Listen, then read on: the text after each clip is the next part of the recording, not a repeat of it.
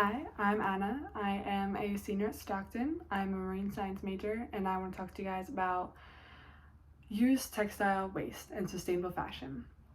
So every single year, there's an additional 34 billion pounds of used textile waste being added to landfills.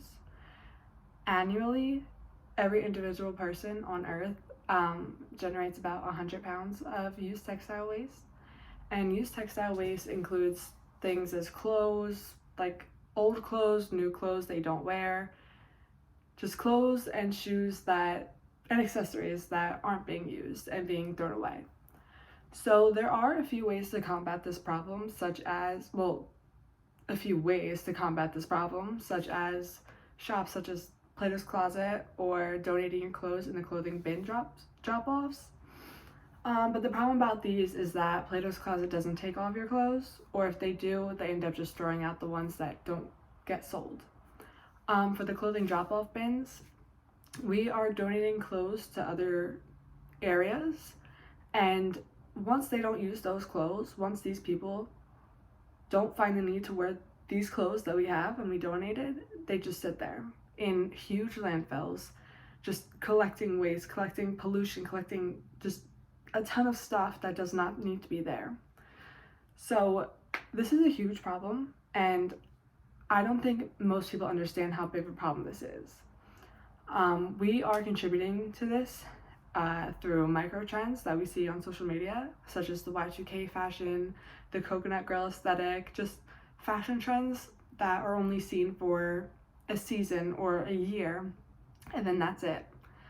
So a way to combat this is to find basic clothing items. I know nobody wants to be basic, but such as like a blue top, and then you could wear that with jeans and spice it up with heels, and maybe like a varsity jacket on top, that's streetwear, or the blue top and jeans and cowboy boots and a cowboy hat, that's coastal grandmother.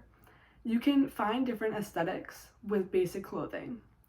Another way to do this is to make your own clothing. So I have been making my own clothing for for maybe, I would say like a year or two. So I taught myself to crochet about 2 years ago, and I have taught many people in that time, but I would highly recommend it to everybody. So with crocheting clothes or knitting clothes, you're able to make your own clothing. You can buy a skein of yarn for maybe like $4 for the big things of yarn. They're $4. You can make a top and shorts with one thing of yarn. I do sell my clothing. I do sell my clothing that I make to friends or family. I post it and then I sell it. But this is a great way to make your own clothing and know where it's coming from and do it in a sustainable way. So I have a few pieces of clothing that I made. This is a top that I crocheted, I think in the winter. It is a heavy material, so you can wear it with layers, but it's also breathable because of the stitch, so you can wear it during the summer. I was gonna make a matching pair of shorts, but I did not have the time for that. Maybe I'll do that. And then I made this cardigan. This you can layer in the winter. The summer, if it gets chilly, you can wear it. This is the back. I'm really proud of this one. I made this last summer, and I wear this all the time. And I get so many compliments, and it makes me so happy. Like, just people wanting to know where your clothes are from, and then you say, "Oh, I made this," or I just whipped this up. Like, it's so rewarding. Another way to make your own clothing is to sew. So I got a sewing machine for Christmas. It's literally the only thing I've asked for was the sewing machine, and I will show you it. This is the Singer Heavy Duty. This bad boy will take out any fabric. Denim, corduroy, wool, anything. And it works very well. You can get different attachments for like different foot attachments, which go right here for different fabrics or for whatever you're making. Yes, I highly recommend this one. Oh my goodness. It's great for beginners, and I know that other people that are more advanced use it too. So with the sewing machine, I have made this little jacket, little pullover, and I've actually made this out of a quilt that I found on Facebook Marketplace. So this quilt was, I think, $8. It was probably like 30 minutes away, and this lady was selling her mom's house, and she was just posting everything. And I saw this fabric and I was like, oh my goodness, like this is perfect.